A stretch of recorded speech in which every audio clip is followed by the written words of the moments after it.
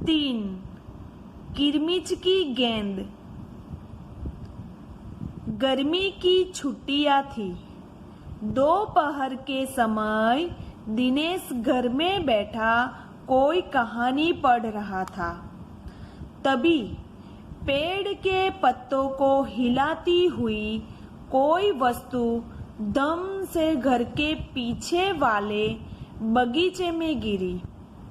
दिनेश आवाज से पहचान गया कि वह वस्तु क्या हो सकती है।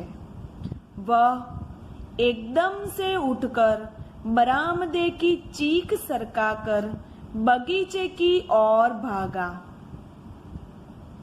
अरे अरे बेटा, कहाँ जा रहा है? बाहर लू चल रही है।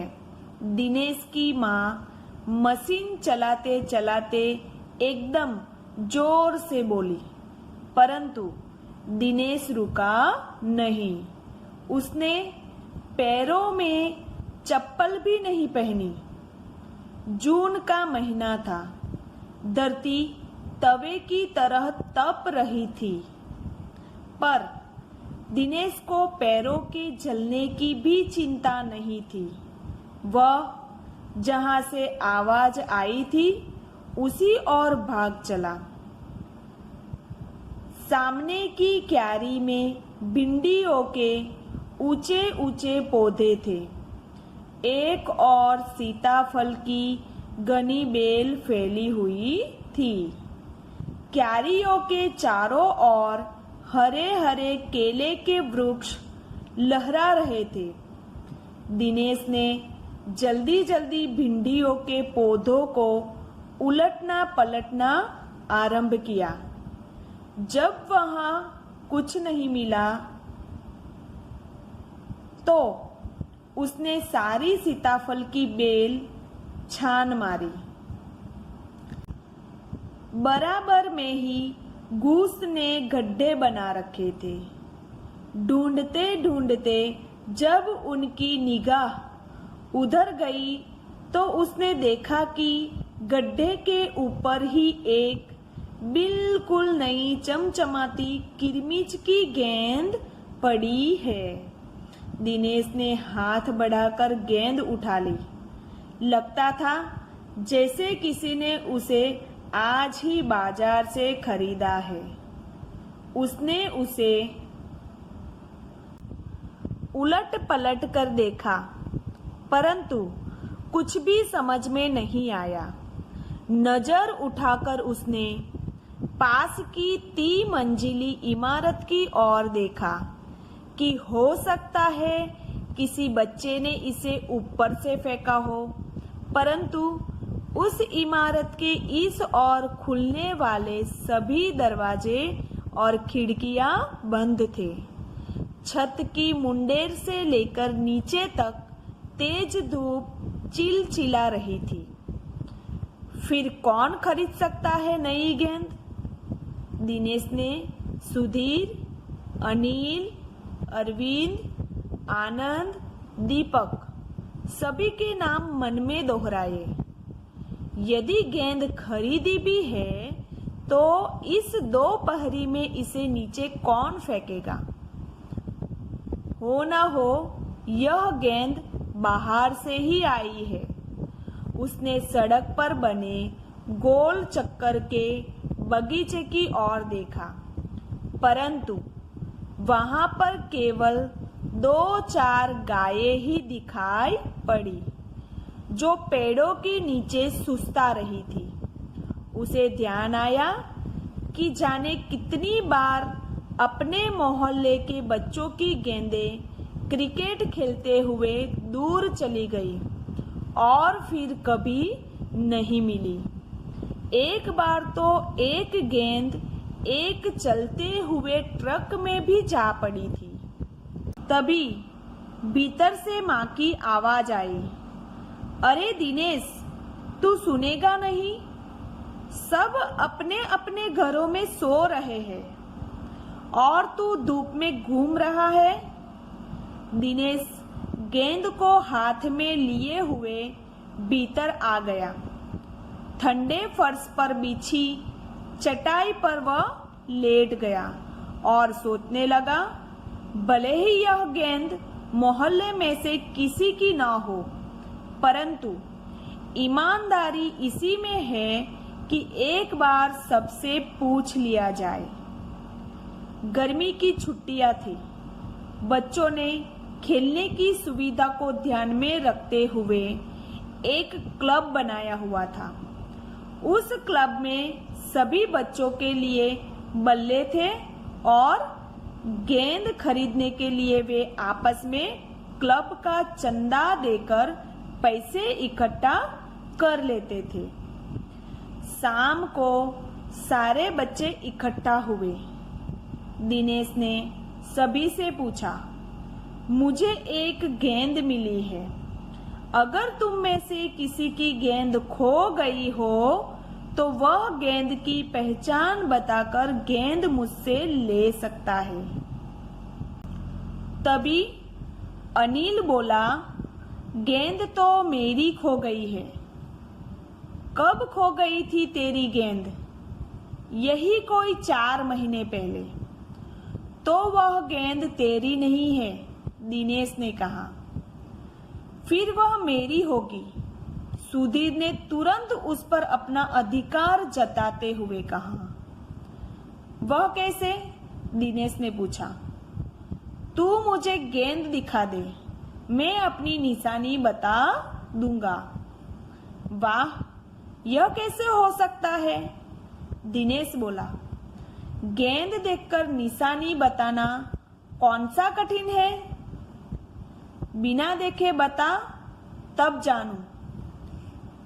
तभी ऊपर से दीपक उतर आया। दीपक अपना मतलब सिद्ध करने तथा अवसर पड़ने पर सभी को मित्र बना लेने में चतुर था। गेंद की बात सुनकर दीपक बोला, गेंद मेरी है।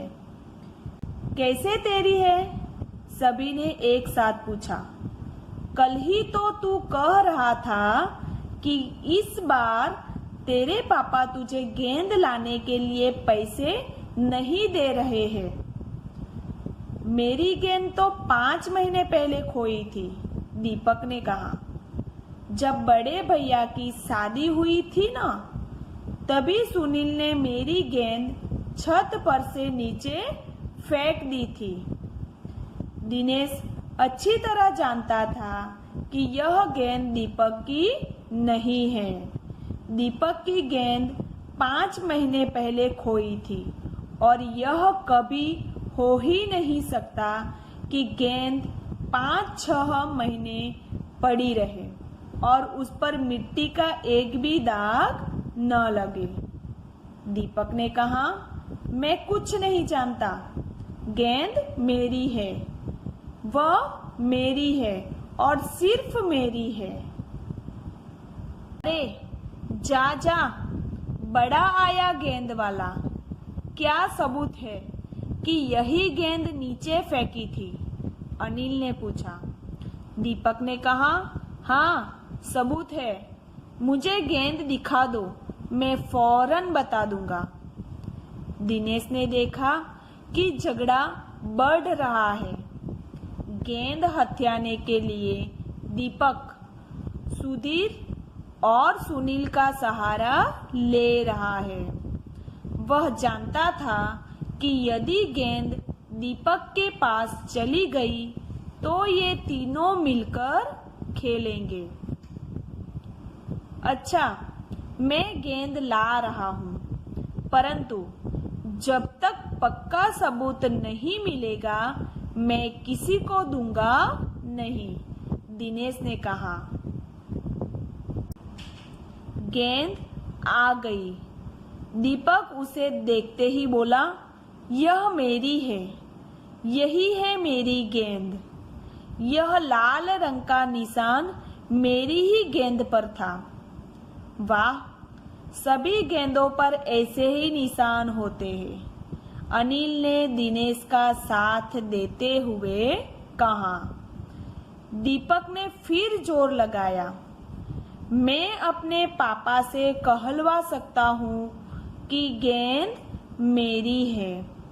अरे जा, ऐसे तो मैं अपने बड़े भाई से कहलवा सकता हूँ कि गेंद दिनेश की है, अनिल ने कहा। हो सक कुछ भी हो, गेंद मेरी है, दीपक ने उसे धरती पर मारते हुए कहा। धरती पर टप्पा पड़ते हुए मेरी गेंद में से ऐसी ही आवाज आती है। मेरे साथ बाजार चल, दुकानों पर जितनी गेंदें हैं सभी के टप्पे की आवाज ऐसी ही होगी। अनिल ने फिर उसकी बात काट दी। अच्छी बात है, तो मैं इसे सड़क पर फेंक दूंगा, देखो कैसे कोई खेलेगा। दीपक ने जैसे ही गेंद को सड़क पर फेंकने के लिए हाथ उठाया कि अनिल और दिनेश ने उसे पकड़ लिया। अब दीपक ने रुआओं से होते हुए अपना अंतिम हथियार आजमाया। बोला, या तो गेंद मुझे दे दो, नहीं तो मैं इसके पैसे सुनील से लूंगा। तो सुनील, दीपक और सुधीर का गुट मजबूत होने लगा था। तीनों का ही कहना था कि गेंद दीपक की है और उसे ही मिलनी चाहिए। दिनेश तब तक चुप था। वास्तव में दिनेश का मन उस समय सबके साथ मिलकर उस गेंद से खेलने को कर रहा था। बोला, अब चुप भी रहो, झगड़ा बाद में कर लेंगे, अपने अपने बल्ले ले आओ, पहले खेल ले। 5 मिनट के भीतर ही खेल आरंभ हो गया। दिनेश बल्लेबाजी कर रहा था। अभी 2-4 बार ही खेला था कि वह चमकदार नई गेंद एकदम जोर से उछली और दरवाजा पार कर सड़क पर जाते हुए एक स्कूटर में बनी सामान रखने की जालीदार टोकरी में जा गिरी। स्कूटर वाले को शायद पता भी नहीं चला। तेजी से चलते हुए स्कूटर के साथ गेंद भी चली गई। बच्चे पहले तो चिल्लाते हुए स्कूटर के पीछे भागे, परंतु जल्दी ही सब रुक गए। वे समझ गए थे कि स्कूटर के पीछे भागना बेकार है। एक पल के लिए सभी ने एक दूसरे की ओर देखा और फिर सभी ठहाका मारकर हंस पड़े। लेखिका का नाम है शांता कुमारी जैन।